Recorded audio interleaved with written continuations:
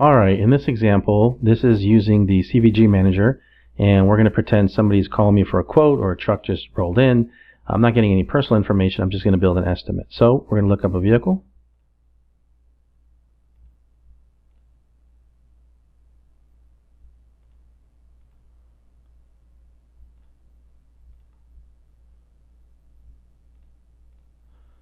And then we're going to hit estimator here. And as you can see up here, the estimator, it was sent the information from the CVG manager, so I don't need to look it up twice. And then I can just do what I would continue to do.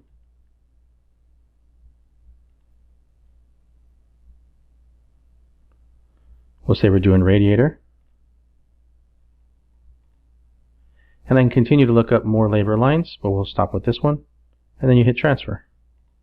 Now if you come up here, you can double click, and I can see it's already put the text. It's already put the hours, give me a total, and if I was tracking, I can even assign technicians to it.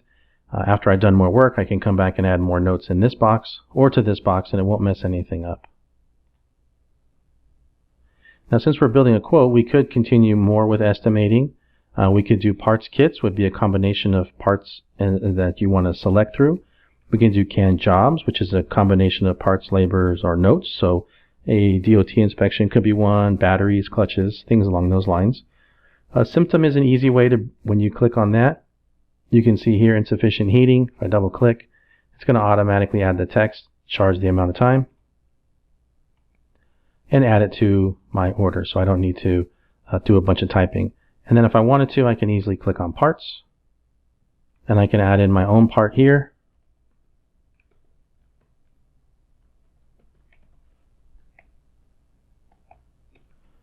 And this program, I do have a markup as well, as you can see. So it's saying, well, if I put 250 at that 48.7, I'm going to get 487.50, and then I can hit done. And I can build the quote this way.